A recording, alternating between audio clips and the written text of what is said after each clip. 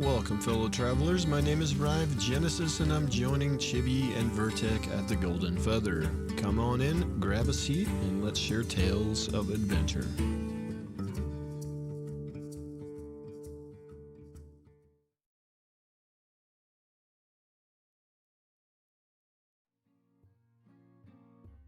Hello.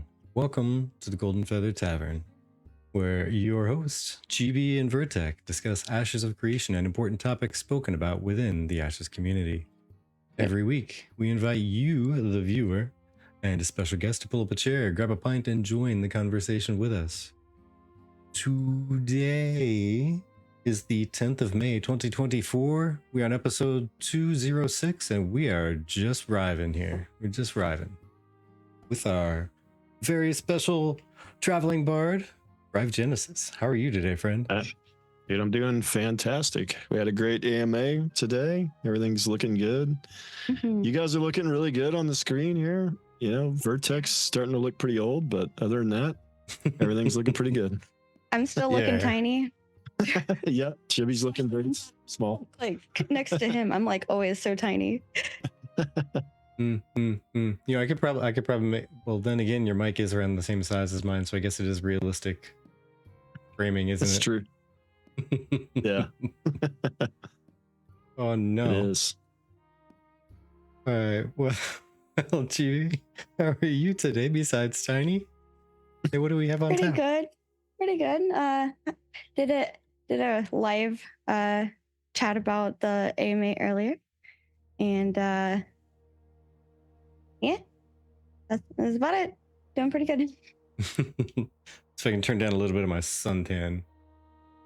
For some reason the color is coming through like golden. Are you sure you're not trying to like get tanner? Like, I mean, apparently I am. I just got like golden brown today somehow. I don't know how, but I need to find that filter. Right, you know what? I think that's when we were messing, like last week, after we went live, we were messing with each other's lights, and it ended up being like a disco. That may have turned ended into up a dance party. We were turning them off and on and all over the place. It was crazy. It was crazy. I don't know if you have the Elgato lights, but you can control them from your computer. And because we're on the same network, I can control his. So we were turning each other's off and on. That'd be perfect. It was pretty great. Yeah. But good old random clean fun. Yeah. But, hey, welcome in, by the way, Slur. Thanks for stopping in, and crackers. But the most important topic we're going to talk about today, though, is you, friend, Ryve, Mr. Genesis, Maximus. What have you to say about yourself? Who is you? Just in case for some reason somebody has buried their head under the rock, what do you do? RyveGenesis. Some people say Ryve, some say Reeve. It's all sorts of different things. I do things on the YouTubes mostly. I have sponsors, lots of sponsors, different sponsor every week, it seems like. Every video at least. The best sponsors. Best sponsors. People really like the sponsors. I think they like the sponsor part better than the rest of the video, but you know, we'll work on the rest of the video parts to get that better. Actually, one of our subscribers was wondering which of your profound sponsors is your favorite. Well, I think everybody would want me to say Cox, but but honestly, I would probably go with Dirt, because the Dirt one, I really took that kind of I took that a lot of different places and somehow ended up on Aliens, and it was had Steven featured in there, and somehow made the case that aliens come here for the poop that's in our dirt. And you know, people I thought it was my best one of all of them. I like that. That's funny. I've had some that were a little bit weaker, like the horn one last week, you know, but the dirt one, also my dogs were in the horn one. Yeah, or not the horn one, in the dirt one. The dirt one was all over the place. I went from like digging up dirt in my backyard to somehow getting on Aliens, and Mars, I think, was featured in there. There was a lot. It was a lot. It went all over the place. Dirt from Mars. Yeah. So, but that was good. Yeah, other than YouTube, I stream on Twitch. RyveGenesis, however you want to say it, on Twitch, and I've been doing a little podcast of my own on Saturdays called Revelations, and Yeah, and so that's been, I don't know, we're on like episode 9 if I do it tomorrow, which I think I'll probably do it tomorrow. Well, yeah, I should be able to do it tomorrow. So I mean, We if you're giving us capability to just call you whatever we want, I'm gonna start calling you Riven Darthisis. Riven Darthisis. Dude, I'm gonna call myself that too then. I like that. We have Riven Darthisis and Xylophone. Nice. That works. Yep. I can dig it. I can dig it. Because of Zillid and the Xylophone and Yeah. Keno. Oh, he's the content creators in our community is just Are amazing. amazing. I love all those Yeah. people. I can't tell you how much. Yeah, yeah. Yeah. I mean, it's a good crew for sure. Is there anything in particular you're looking forward to as we move closest to Alpha 2? I am stoked about the War stream. The AMA was great, but the Wars, I'm a PvP fan, so Wars, I mean, the Caravan PvP was good, but Wars, because we haven't heard anything about how that works. Yeah. So I'm very excited to see that. Curious how many people they're going to have, I assume just PI. So, and I don't know, they might just be demonstrating the mechanics and maybe it's not a lot of PvP, but even if it's just that, I'm excited to see that just because it's something completely new we haven't seen yet. Yeah, we have had some pretty big stuff drop today for the AMA alone. So that's exciting. And as per the usual, I was doing a lot of working. So I am super excited to hear your viewpoints on this stuff. And this is going to be my live react is what this is going to be. Yeah. It's going to be my live react to the reaction of the AMA from earlier. Right. I like it. I will warrior node declares war on the Golden Feather. Mwahaha! It's a poopo. I'm sorry. I have it in my principle to not attack cute black cats because as much as people think black cats are bad luck, I think they're good luck and you shouldn't attack them. You should instead protect them. So you know what? You can call war on my pantry. That's fine. Only the best for the poopo. Poor pantry wars. So somebody on the forums was wondering a round on me from the tavern, exactly. Somebody from the forums was wondering, what are your biome preferences as we get closer to Alpha? Do you have a preference on like what you hope to be in? That's a really good question. Obviously the Riverland since I'm there right now, but I don't know. Like I would prefer, like there's a part of me that, is the aesthetic appeal. And then there's the min-maxer in me as well that comes out too. Yeah. And it's really hard to min-max, we don't know anything yet, but I'd like to be in a location where you're relatively close to multiple other biomes, which the Riverlands is. Okay. It's kind of close to the desert, and then it's kind of centered on the continent, which is kind of nice. Yeah. But I'd also like to be close to the ocean because I think I want to participate in that, as much as possible. So being close to that. But I love the mountains, so that's the dilemma for me. I love mountains, but living in mountains I think sucks. So I don't, and I think it sucks in games too because to go 2 miles geographically, you got to go like 7 miles via switchbacks, to get where you need to go. Yeah. And, in games do it a little different, but I like to visit mountains. I don't know if I want to live in them, but I'd like to be able to see them. So I want to be in a place where I can see mountains. I'm close to the ocean, but I'm in kind of a flat area. Okay. And I think that's where, I think there was a survey done at one point where people, or some sort of study where they came up with that most people like living in the plains. Yeah. So there's definitely like a lot of people did not want to live in the desert, which is interesting because we had the Sand Squall Desert showcase for us, I thought that was interesting.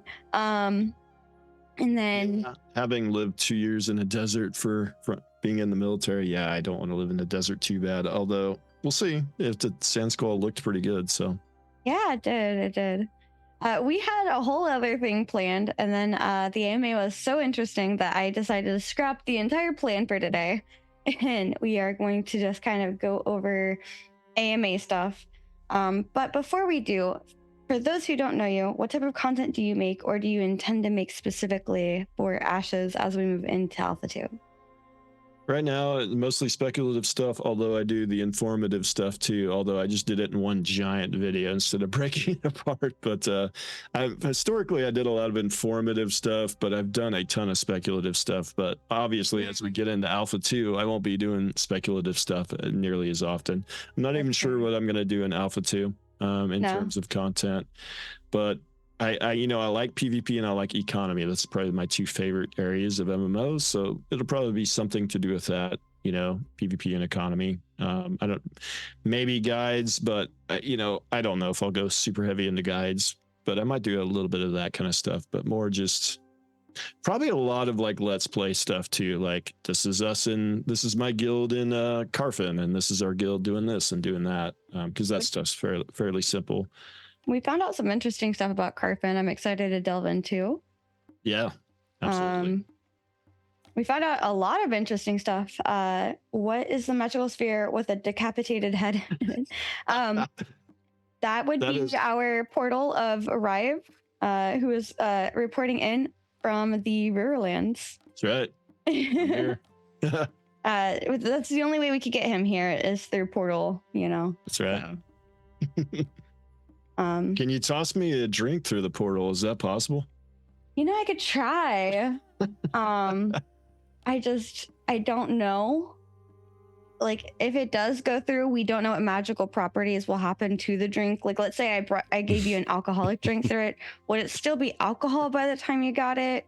Or would it be like poison? Would it even be something drinkable? I don't know. Probably. Yeah, something bad would happen. Knowing my luck. Probably. Yeah, wild magic, exactly. You never know. Portals are very unreliable. You can't rely on them to be safe, Yep, that's every portal I've gone through. I've had that problem. So Virtek, are you good with moving us over into the just chatting, or from the just chatting area into? Yeah. Also, I don't know if you can somehow force the portal to turn which direction it's facing, but Ryve is a little bit off to one side. I move around a lot. That's part of the problem. He moves around a bunch. Yeah. Okay. I'm a fidgety kind of guy, so sorry about it. I try to stay in one spot. It's like if you tie somebody's hands together, they can't talk because they talk with their hands so much. Yeah. Talon says, if you were to put an alcoholic drink before it ferments through the portal, it will ferment through transportation. True. So maybe it'd become more alcoholic. Who knows? Yeah, that could be. That's what I've heard. 5% to 15%. I've heard that's a common thing with portals. Yeah. So as we move into talking about the AMA and everything, is there any part of the AMA that stood out to you that you'd like to try and cover first? Node types, I would say, or node types. One of those two. Yeah. Both are good. So forgive me, I think it was either Nice or Vladis, I apologize, that asked about like what do we currently have for node type, or at least for the start of Alpha 2. And Steven had mentioned that specifically all of them are coded to be scientific at the moment. So it doesn't matter if it's supposed to be a military node or something else. It ended up being scientific regardless, for the election system specifically. And Annie, I see your question. I'm going to hold it for next. And they said it's not yet stood up the other nodes, but there will be frequent updates where they will later stand those up. But they're currently focusing on the pillar for player government systems, which are currently the scientific for mayorship and stuff. What are your thoughts on that? A little disappointed to see that it's just scientific, but I kind of half expected it just because that's what we had in Alpha 1. And then also, that's that's what we've seen so far in the live streams. So Yeah. so a little bit disappointed, but I don't think it's that big a deal. I think some people are making it out to be a huge deal, but I don't think the nodes are actually that different in terms. I don't think they're actually that different once they're actually finished, because most nodes have the same buildings, a lot of the same buildings, the mayor building, the caravansary. There's a lot of there's differences between them all, certainly in the election type, but there's only like, I don't know, 4 or 5 unique buildings for each different node type that kind of distinguishes them. Maybe it's more than that, but the nodes aren't drastically different, so I don't think it's that big a deal. But I was really hoping to see all 4 node types, but that's fine. If we get wars, we'll just kill each other and we'll forget about it. Fair. Annie's question is, what was your favorite answer from Steven?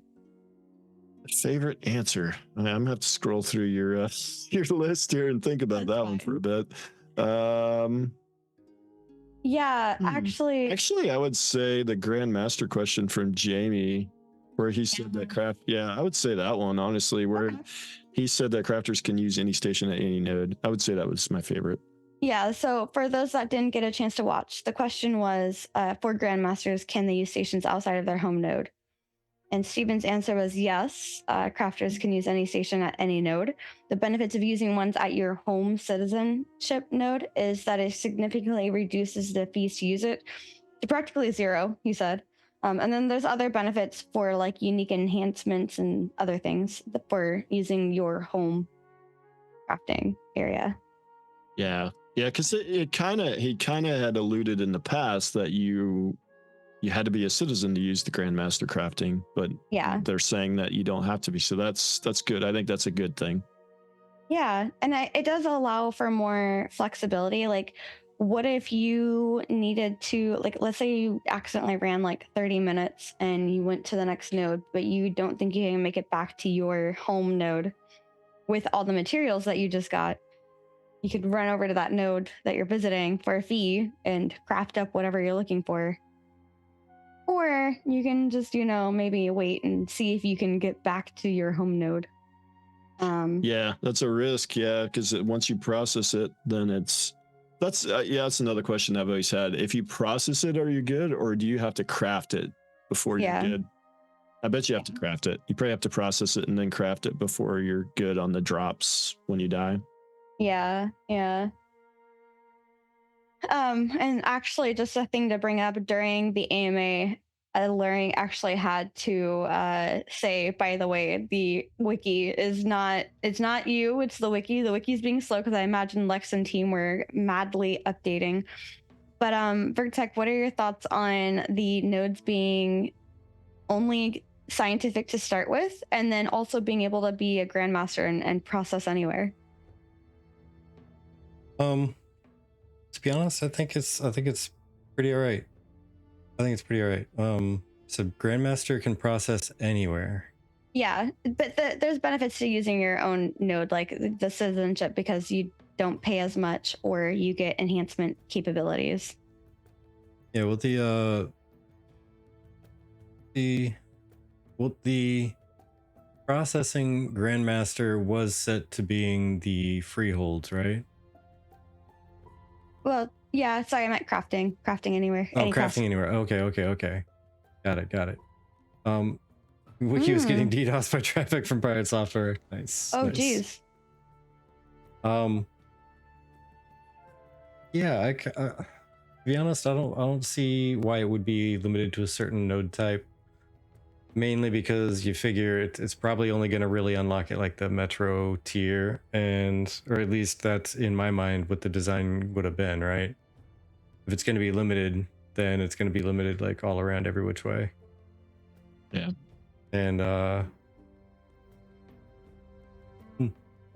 And if you are going to limit it like that, then what if there just wasn't a scientific Metro? Right. So then you really just couldn't craft at the top tier. Yeah, progression is throttled by node progression. Player progression is throttled by node progression for sure. I mean, it would be even more so in that scenario where you could only craft at nodes you're a citizen of. So definitely. I got kind of a random question, and it's completely unrelated, but I keep seeing DJ Virtek. I know that's your name, but are you an actual DJ? Yes, sir. DJ'd for a long time, actually. Are we gonna have like an Ashes DJ session when this game launches? I mean, I'm all about it. I keep telling people little by little until I can get something actually put together. But when there's the launch party that Kickstarter advertised people being able to go to in Vegas, before that, I want to see if we can get just a bunch of people hanging out and just have almost like a mini convention type of thing for Ashes. Just a bunch of us just hit up Vegas, hang around, see if we can find like an Airbnb or a hotel that's willing to put up with some noise. So we gotta do. We gotta get you doing some DJing and see if like Zillin or somebody can dance. I know I can't, but I'll try. There you go. Sorry, I didn't mean to sidetrack. Apparently, Bree can do the hokey pokey at least. I was trying to remember the name of the dance. I mean, it's the name of the song and the dance, but I was trying to remember, and it just was escaping me. Yeah, apologies. My brain power for the last few minutes was absorbed in trying to make sure this bot didn't explode on us, do crazy stuff. But yeah. It's under control now. Fire's out, and now I can relax. Yeah. All right. But yeah. I've done the DJ thing for a while. Started, funny enough, on a New Year's Eve party, going from 2000 into 2001. Man. So not the turn of the century, the next year after that, huh? Yeah, 2000 and 2001. You were still partying like it's 99 though in 2000? Heck yeah. Even here recently. Yeah. Always party like it's 1999. It's a good song. Did you have a girl like Chibi back then, or were you just single, or what's going on with that? I was a wild child. I was uncontrollable, and I was crazy, and I lived my best life, and now I'm trying to play catch up because I wasn't serious at all. At all during those years. I mean, I still do the DJ thing, but much more responsibly these days. There's some out of control DJing back then, huh? Yes. Life was at that point all about going out to music. Yeah. I used to go to a lot of concerts myself, and I was pretty wild myself, back in the day, but we all grow up, so exactly. That's pretty much what we end up unfortunately having to do eventually. You have if you don't, to, yeah. Then it's gonna be a short life, one way or another. Yep. Get yourself hurt or find yourself homeless. Yeah. Yep. Be that homeless DJ. Nobody wants that guy. I didn't mean to completely sidetrack you, but that's something I have a tendency to do, I guess. Hey, it's all right. A little sidetrack once in a while. Nothing wrong with it. Yep. We were talking about nodes and stuff, like grandmaster stations and stuff. We were. Oh, so. You're muted. That would explain why nobody heard me trying to move us along like twice. Oh. So this is more of a I guess something I noticed rather than like a question to ask specifically, but did anybody else notice how Sunny essentially asked if we have the Force? True.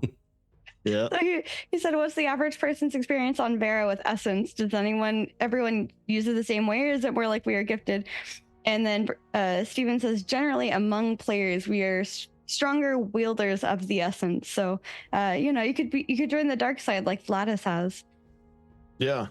Yeah, the lore questions were good. I'm not, a super big lore person, but I thought that was a good one. All the lore questions were solid. Because honestly, a lot of the community, they're usually asking like, oh, I don't want to be the hero, like we don't want to be the person, we're tired of that narrative, but I like the idea of being more in touch with the gift, if you will, of Essence. Yeah, I'm perfectly Are- okay if like we're stronger than the average bear, just so long as we're not like the king of the forest. Yeah. True. When he says stronger wielders of the essence, what stronger than just like an NPC or stronger than who? The NPCs, yeah. Yeah, makes sense.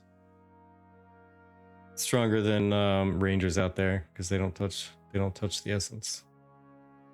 True. Weird nature Yeah, people. Rangers definitely have no essence. They don't have any swag or any style or anything really. No, none. Sorry, I'm couldn't, trying to adjust the ads because earlier they were talking about how many ads they were getting, and I'm like, ugh. So I'm trying to adjust it down. It's a Okay. constant problem on Twitch. Yeah. It is. It's so annoying. Good night, Annie. I hope you Oh, have have a night. a safe or a stressless move. Did you end up answering the question she brought up? The one about what's your favorite answer is? Yeah. No, I did not. Okay. I think we kind of went on to like you DJing. We did. What was your what's your favorite answer then? My favorite is honestly, hold on. It was the one about taverns.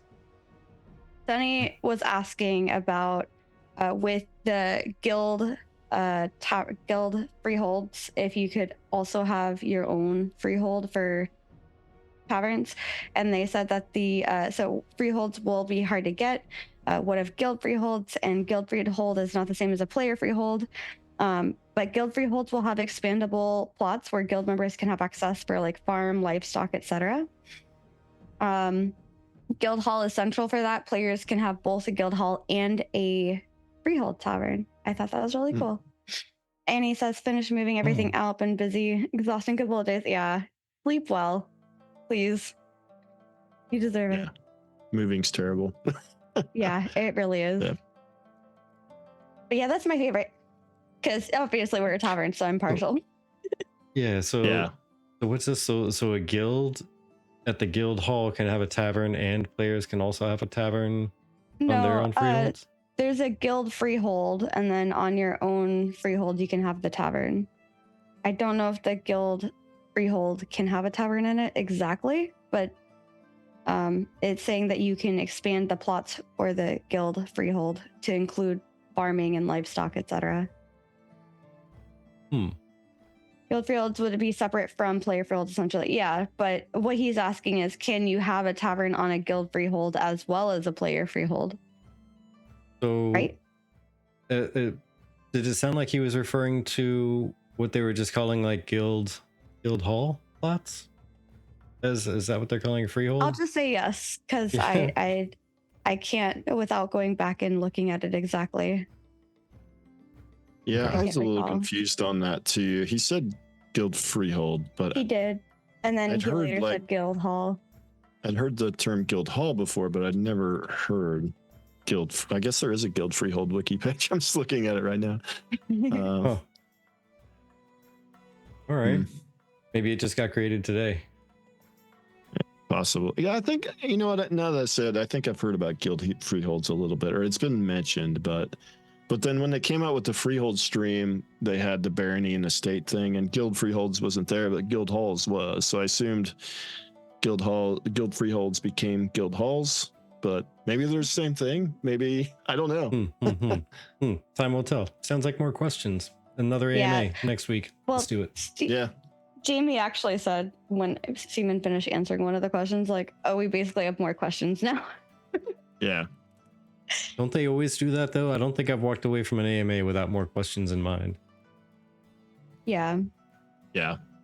that's fair.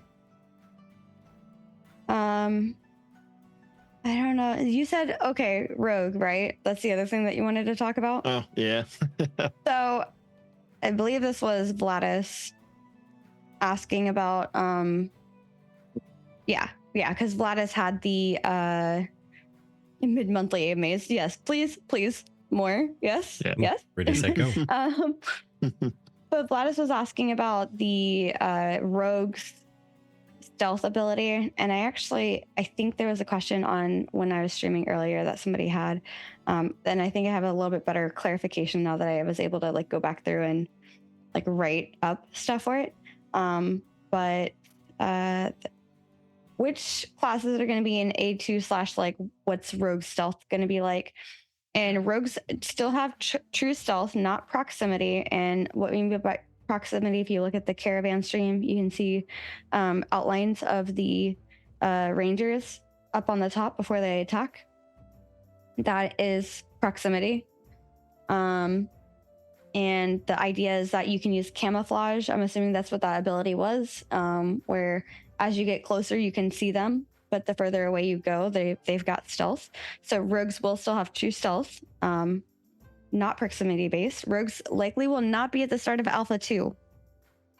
And they want to expand the existing archetypes and their skills before adding in Rogue and Summoner, but Rogue and Summoner will be the first update for Alpha 2. Oh, okay. So if that's the case, I just got to say that I like how the theories were that Bard and Summoner were going to be the last two. For the longest time, everyone thought Bard and Summoner were going to be the last two, and Rogue was right around the corner because it's basically just a rework of Warrior when it comes to basic mechanics, and then you just got to work on skills, and that's it, right? But at least the Bard and Summoner are like completely new. Yeah. Well, maybe not completely with the Summoner, but relatively new setups. So those are obviously going to take so long. And he said, like, surprising probably to a lot of people, you know, the Bard and the Rogue got swapped. But I don't know what you think, Ryve, but our chat thought that maybe it had to do with the invisibility for the stealth. Yeah. I'm confused by that a little bit too, because wasn't the Rogue in Alpha 0 like an implementation of the Rogue? You know, I can't remember. I do remember them having the Rogue like hype video where like people were asking about parkour and stuff. I remember that. But I don't remember much beyond that. It's been a while. Because I thought it was, I'm a little surprised by that, because rogues I think are fairly simple compared to a bard or a summoner. So but the stealth thing, I could see maybe there's some technical reason they couldn't get stealth to work. I was a little shocked to hear that rogues are true stealth, because they had said rogues would be like, the stealth wouldn't be true 100% stealth. I think when in this case when he's saying true stealth, he is meaning not proximity. But like still like maybe that fuzzy outline if you look hard enough. Like it's still it's going to be mostly invisible no matter how far away you are. Whereas looking at the caravan PvP video where there were a bunch of those little rangers running around, as soon as you got within like 30 feet, you could see them. You just had no idea who they were. Yeah. You knew there was a person shape there. So it's the same level of fuzziness no matter the distance. Yeah, exactly. Yeah. Okay. So instead of being a humanoid form there, it's still fuzzy. You're not sure. So maybe I think that I agree with our chat on that. Go ahead, sorry. Yeah, and as long as they didn't change the design too much from when they first showed videos on the Rogue, it was really, really, really hard to see the Rogue. Like really hard to see. If they were perfectly still, you could probably stand almost right next to one and not even know that they were there. Yeah. But as soon as they move, you'd start to see like the shape. Almost like, oh, you know what? I haven't seen the new movie Dune, but back in the day, the shields that they wore, where they were all like polygonal and almost like that VR person shape. That's it. If I recall correctly, that's how it looked, is something like that, but they were clear panes of glass almost. Huh. Yeah, I remember that video, that very old video. From like where he's like going up the steps past the guards. And like steals some sort of relic thing. And then in Apocalypse they had stealth that worked like that, that worked exactly like that. It was hard to see them, but you could see them. Lloyd thinks lots of room for speculation on what true invisibility might mean, though. Exactly. They may have changed it completely, and it might be actually legitimately invisible at this point. Yeah. I think I'd love to. I think it would be good if they had full invisibility for large scale PvP. Personally, I kind of like how World of Warcraft does it, where like if you're of a certain power level or under, you can't see them. True. Because that gives you the idea or the immersion of like they are more skilled than you are. Because like then when you're equal to them, like if I level up and then I'm suddenly seeing a bard or not a bard, a rogue that's nearby, I'm like, oh, hi, I see you now. Yeah. When they got real close. Nuclear. Thank you. Cheers. Huge. Okay. Thank you. Huge. Oh, there's the bot. I see the bot. Okay, there it is. Yeah. Well, the thing he was fussing with was if we highlight somebody's message, it pops up on the screen, and I guess it was throwing an error. It was throwing errors and like self-destructing everything, and I had to shut some parts off and change some things and whatnot. It was crazy. Yeah, some DJ skills coming in. That's what happened. So, See, I told the maker of the bot that there was an issue, and he goes, "Oh yeah, oh thanks for finding that," and then fixes it. And now there's just different things that didn't work well because I didn't update all the things. I only updated one. Yeah. Pupo, what is... Wait, hold on. What does true even mean? Definition, of true. Is there any truths? These are deep questions. If only someone from Intrepid could leak us answers. Yeah, I'm sorry, but I don't think Pupo's actually from Intrepid. He's just a mod, so... Can't leak truth answers. Really true to anybody else besides the one who speaks it? Objective truth. That being said, one thing that we were kind of hoping for that ended up being kind of a no, or at least not currently, was asking if there's going to be a trial for secondary archetypes to try them out first. Yeah. And he says, not currently. You can swap the secondary. Not opposed to it, but it's not in the plan. He wants there to be an investment. And I think, honestly, if you're interested in something like that, like we are, definitely voice that. And I think I might make a forum post on it, because I think it's one of those, like, do you make an uninformed investment or do you make an informed investment? Because that's the way I see it. If I'm going to spend time and energy into something like a secondary archetype that is going to be a hassle to change, I would like to be able to make an informed opinion and an informed decision before going through all of that, just to maybe go through all of that again, just to move it however many times. What are your thoughts? Me? Yes. I agree. I agree. I on that, like a lot of MMOs have it. I agree with that. I think also would prefer to see that just at level 1. Like, a lot of MMOs will give you like the full class kit, like in a little trial area at level 1. And I also would, and related to that, I'd like to see, really good tutorial for Ashes because of how complex it is, which kind of ties into that a little bit. So, yeah. Virtek? My brain literally Secondary. just vaporized. Yeah, the secondary archetype thing. It literally, between you talking and me starting to talk, it just poof. Secondary archetype. See, I've always thought that we should be able to do something, and you know what? I wouldn't even personally be against the ability of going through and doing almost like a startup quest to gain that secondary archetype, and then Virtek.exe is shut down. Guys, I'm not sure you understand. Like, when I say it's been a rough couple of weeks / months, like my brain it's cooking. I need to take a vacation hardcore here soon. He does. We are doing that this weekend, though. Taking a little bit of time off, but yeah, my brain it's fried. It's fried. Work is killing me. But Hi, Pen. yeah, even if you could go through and do a this patch update has a few bugs. If you only knew.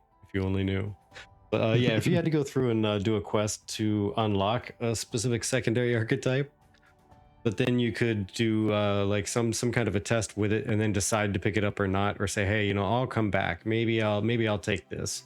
And then you got to go do a whole other quest to unlock another one. and then you can, hit some kind of a test mission with it, and then go, I don't know. Maybe I'll be back. Maybe I'll be back. Even if you had to go through like a 10-hour gauntlet just to test it out, and then still turn it down and do another one, that would be cool by me. Yeah. Yeah, that's fair. Just something before I invest too much. Yeah. Ryve, do you like PvP? I do. Yeah. Okay. Yeah. What are your thoughts on the intended time to kill being 10 to 15 seconds or up to 30 seconds or more? I think that's pretty good. I think that's right where I'd like to see it. It kind of like Steven mentioned, it depends. If you're fighting a tank versus tank is not going to be that, but 2 DPSs going at it, then Yeah. I think that's about right. I don't like a lot of one shots. Yeah. Because I think, I don't know. In MMOs, you get this big, huge class kit, and if somebody comes up and just one shots you, you never get a chance to even use your kit to respond. I don't like that as much. So I do like. I think they kind of alluded to that being a short time to kill. I wouldn't say that's a really short time to kill. I think that's it's about right for me. Well, and I mean, we've seen also with the caravan stream when you have a larger groups organized and going after another group of unsuspecting people, that poor person got eliminated immediately, basically decimated. And so that had, the follow-up question from Nice asking, will a smaller group be able to take on a larger group? And the ultimate answer was, yeah, if they're better organized, because organization is what essentially will win it at the end of the day. And what are your thoughts on that? Back in when I used to play Dark Age of Camelot, larger groups could get decimated by a smaller group all the time. And part of that was because people weren't as good back then. So there was a lot of people weren't in voice chat and things like that. And if you had 8 people that were in voice chat, which is rare, or people that were just more organized in general, they could beat up on larger groups. Just because no one was organized back then. But also the game gave you mechanics like the very long CCs and AoEs without caps and things like that. Gave you mechanics to deal with Zergs. Yeah. So, there are things like if you have an AoE, and somebody mentioned it, like if you have an AoE that the more people are in it, the more damage it does. It doesn't just split the damage up. It's just each person takes the same amount of damage, no matter how many people are in it. Yeah. To where if you hit your AoE with a bunch of people in it, then you do a tremendous amount of damage, and stuff like that can bust up Zergs. Yeah. True story there, Oracle. Exactly right. What are your thoughts on that, Virtek? That caravan stream, Chibi lived for a long time in that. Yeah, I remember I've referenced that a few times now. Oh no. We need a hero. Nice was like referencing it too, and I was like, please stop. I didn't even know what I was doing. He was all like, look at her. She clearly knows what she's doing. She's like jumping out of the way. I'm like, I'm panicking. I am panicking. That is panic jumping, not intelligent jumping. Not intelligent jumping. Yeah. Besides the fact that you're really a superhero and you just need to admit it.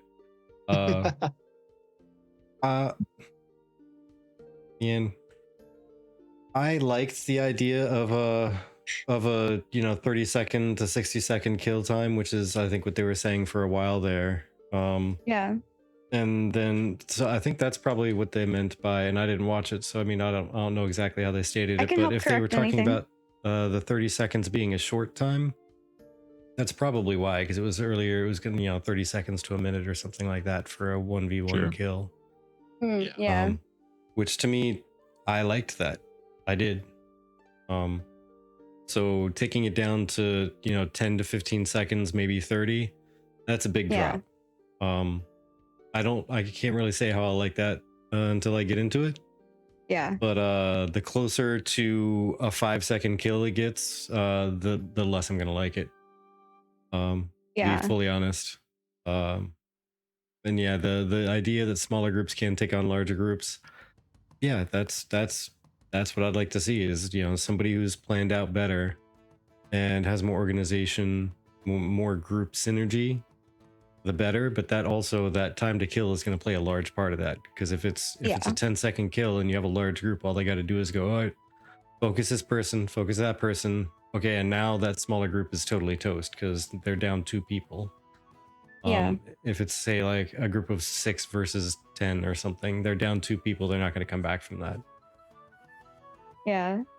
I think the lower end is definitely too low, but I think the lower ends are there for the downside of the rock, paper, scissors, not the balance side, but the weak too. Like, the fire Pokemon attacking the grass Pokemon and the grass Pokemon going down quickly, that kind of thing. Now you mentioned, a lot of people and maybe Zerging, which was actually one of the things that we were hoping Nice was going to say, because we got Steven to say early on, but that was on the bingo card was for Nice to say Zerging.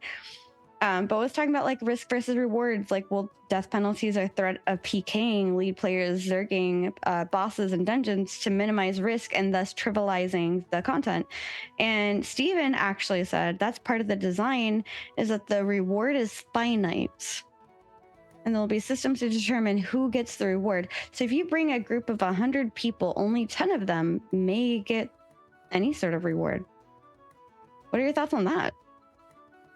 I think it's good. I think that's good. I don't know that it'll discourage Zerging because I think, if you're struggling with a boss, you're still going to just bring a lot of people and just trivialize the content. That's what happens. And I mean, they did that sort of stuff in Lineage 2 and Arcage, but people still just Zerg the boss. And that's part of the problem with those games, which Ashes has addressed to some extent with bigger map and less fast travel, but we'll see. The bosses also roam, and the bosses don't respawn in the same spot, and they're not on a timer, which helps a little bit, but I think there's still going to be some Zerging, even though you still have to divide the drops out a little bit more.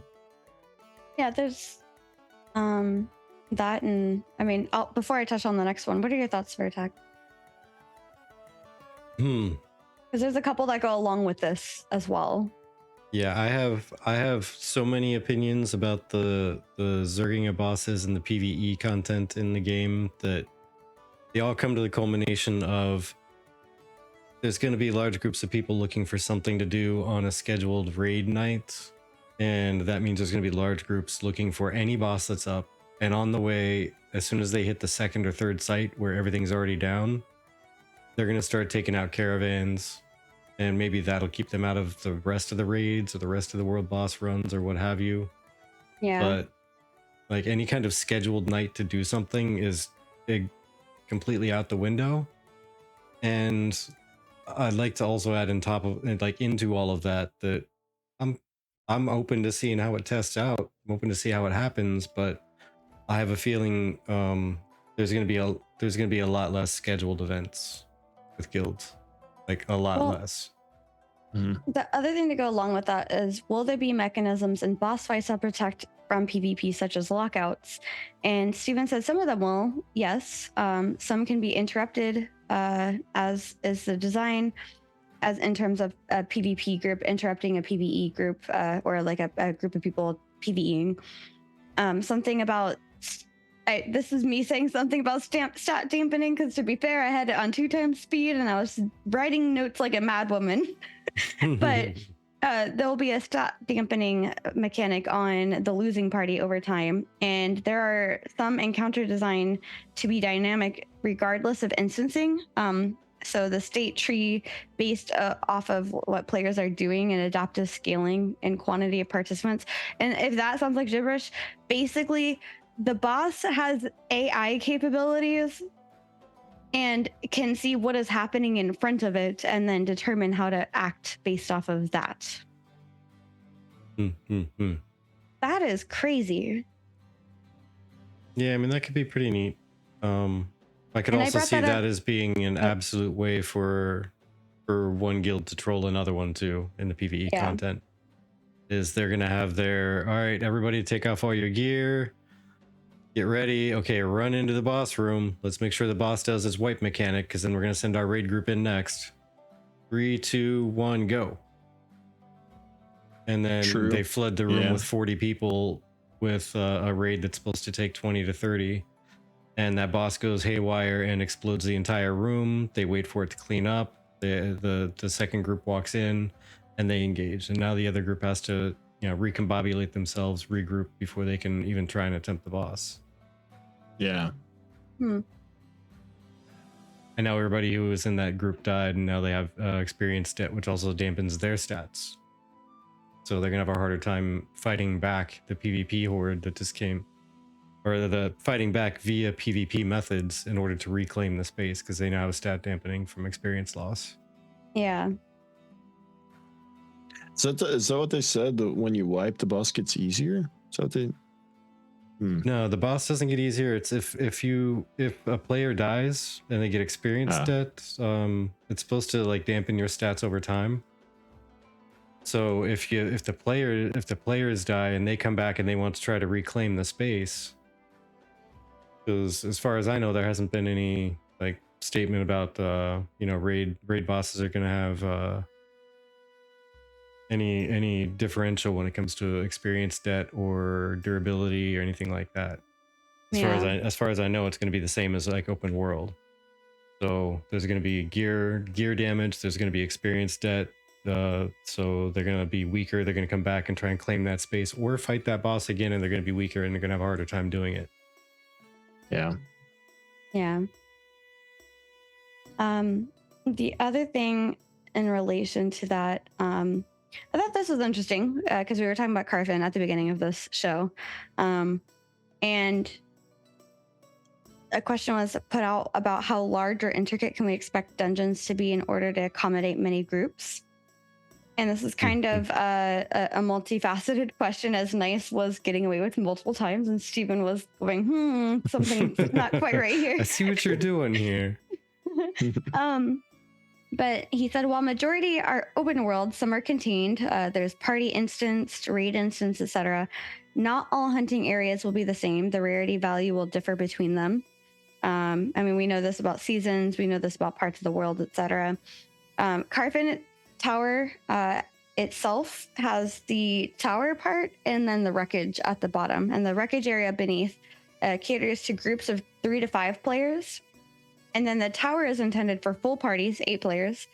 And there are 5 levels of Carfin Tower, and each support 3 to 4 full groups of players. So 3 to 4 times 8 people on each level.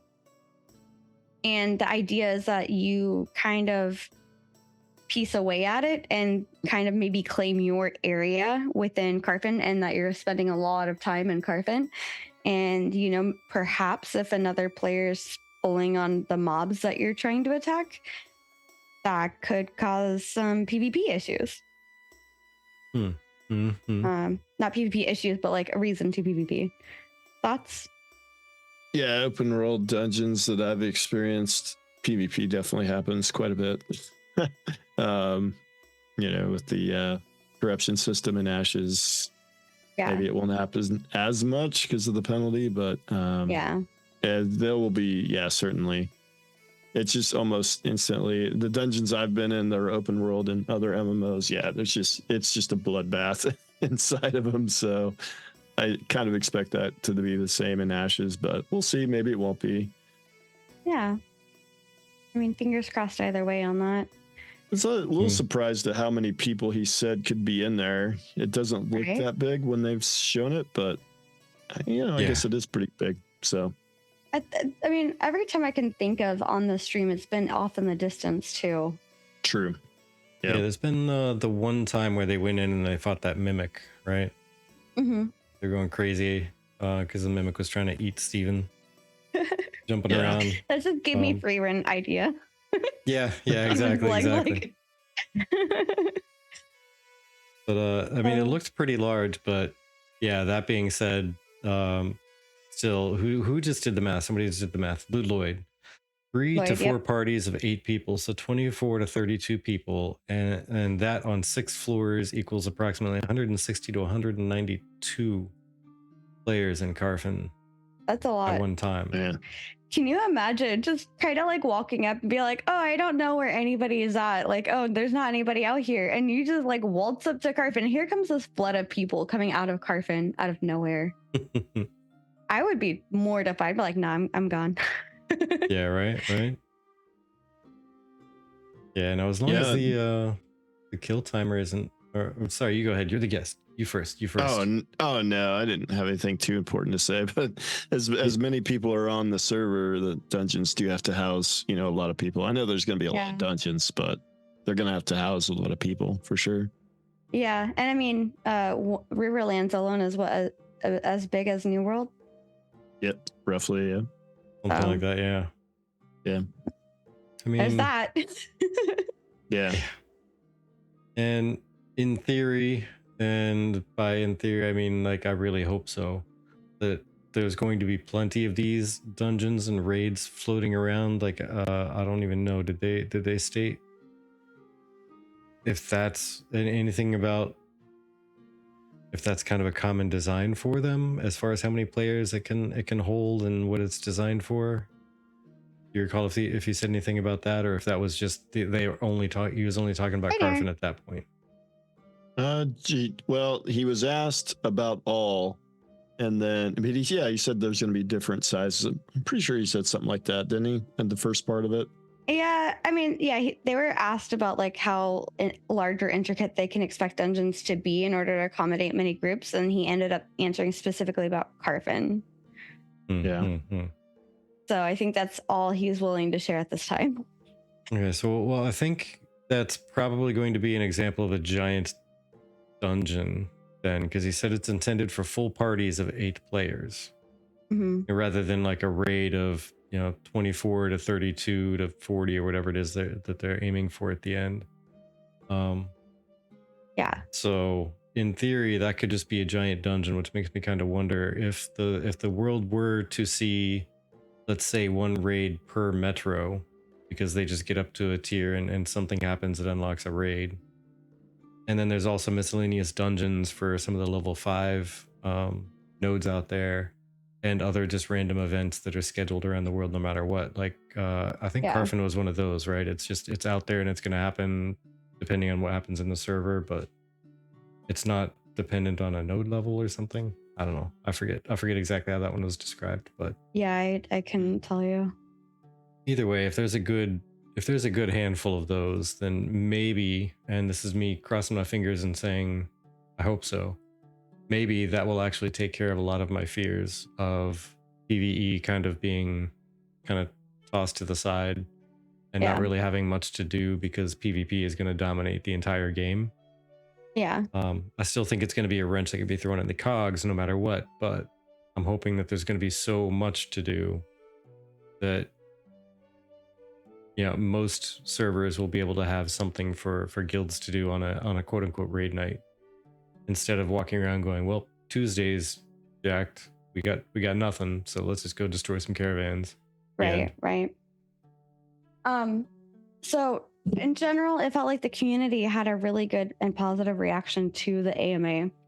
Ryve, what in general, like your feelings, how did you feel about it? Like the questions, the answers, the way that everything like went? Really good. Great group of people. I figured it would be, because they had 4 really great people. So I knew it would be, and they were all tossing questions around, asking the community, getting feedback on the questions, which is, I think, a good approach. And so they did very good. I agree. All the AMAs have been good. I don't want to pinpoint one as like the best or anything like that, but it was very good. It was up there, for sure. Yeah, definitely. I think Sunny, if you're watching this, I don't know if you are, but I think you've learned that you shouldn't be scared of asking lore questions. Yeah, they were good. The lore questions were good. Yeah, they were very good. But also, he was worried because of last year when I was on. They were not so happy with the lore questions being asked. It's always going to be somebody mad no matter what. So just ignore all that stuff, I say. But I do really love how Steven kept crediting like the whole like all the devs and everything. That I love that, honestly. That shows that he really cares about the devs and everybody working on the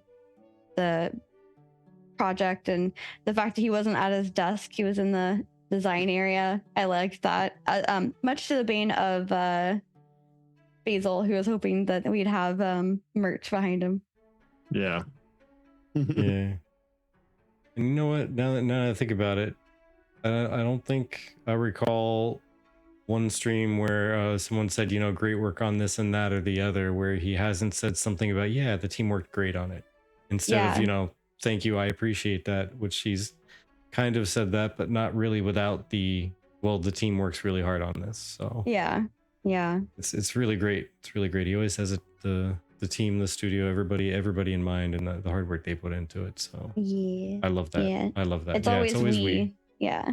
And right now, in this exact moment, the only time I can definitely remember him saying "I" is when he was talking about in the beginning, I wanted to, but then it developed into a team, and after that point, he doesn't usually use the word "I" about anything, unless I have to go to a meeting. Yeah. Intrepid is most wholesome. They are. Yeah, They really are. I have genuinely loved creating content for this community and this game for the last 5 years, and I would do it all over again. Mm-hmm. I do not regret one day of doing it. So yeah. So I think maybe we should go ahead and do our biggest takeaways, and then I was thinking we can read over to Vladis Gaming, who we are going to probably be reading over to going forward after tonight's podcasts on Fridays. So Ryve, do you have any big takeaways from the AMA today? The thing that struck you the most that will continue on with you for the rest of the week? The most amazingest thing ever. Like I said before, the two things for me was, and they're negative, so maybe I won't go with that, but the two things kind of negative that we've only got scientific nodes, and then no rogue is a little bit of a negative for me, but positive, the stuff on the guild freeholds was very interesting. Or guild hall or whatever it may be. That was very interesting because that was stuff we hadn't heard about. Yeah. And there's another thing that that was really new. I'm scrolling through trying to remember which one that was. Remember the vague answer, the vague idea of it? Jamie's question about the stations with the nodes in grandmaster crafting. You can go to any crafting station in any node. You're not stuck in your own node to craft. I think that's good. Yeah, I agree. And no, Nair, we did not. For those of you that do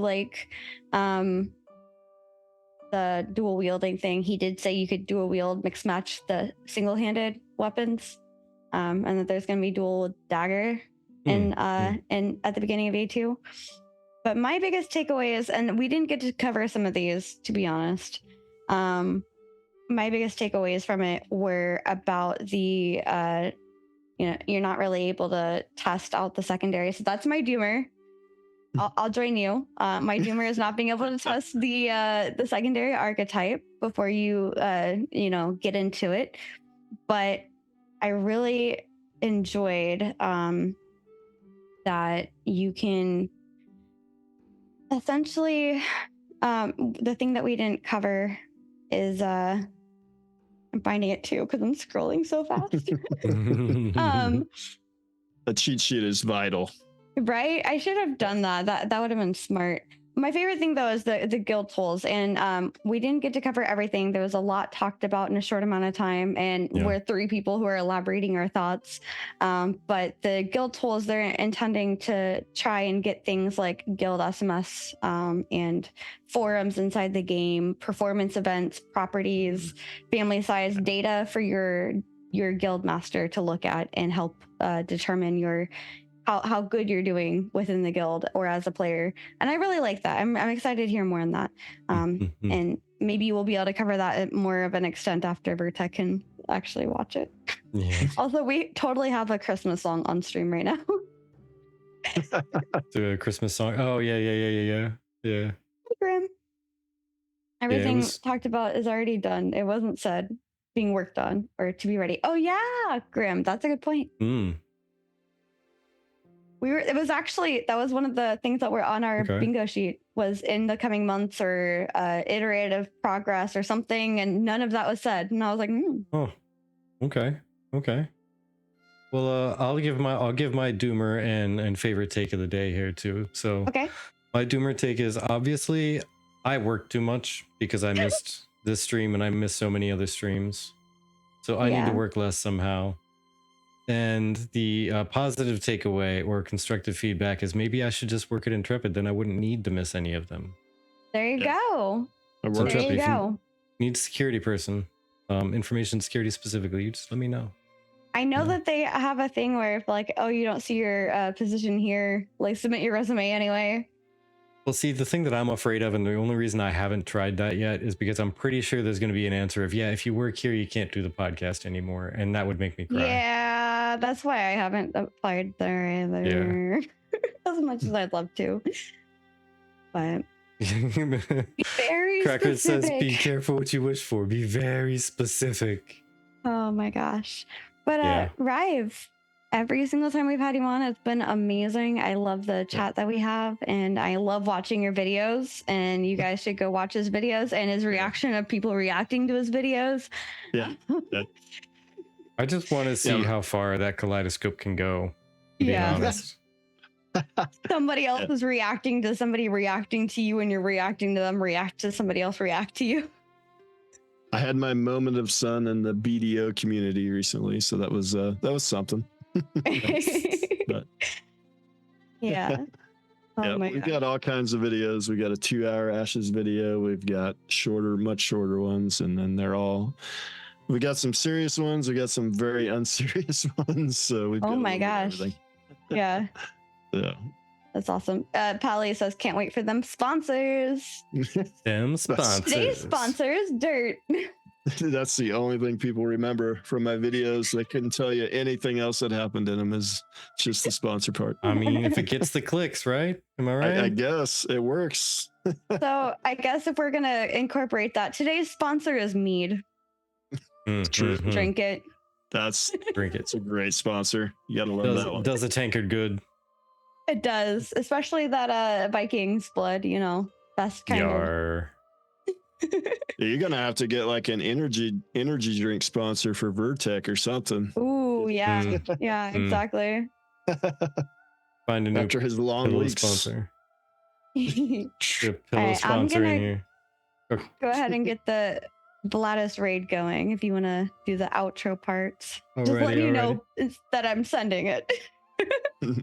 Didn't buy it yet, Pally. Oh, you totally should. It's friggin' delicious. It's amazing. Also, Nice. I forget exactly what it was called, but Skull. I know what it looks like. It's like a brownish bottle can- with blue lettering. We can send it to you later, for sure. Yeah, it's like an apple cinnamon, and it's amazing. From the same brand that does Vikings Blood. Oh But, gosh, pen, jeez. But yeah, so everybody, thank you so much for stopping by. Thank you so much for hanging out with us. Your conversation means the world to us. Without you, we would not be here. Because why would we be here just talking to a camera on ourselves? That sounds like something only crazy people do. We're not that crazy yet. But you spent your time here. It's greatly appreciated. We cannot and would not give you refunds anyway. So Sorry. until the next time, everybody take care and enjoy your weekend. Yes. See ya. Bye-bye. Bye.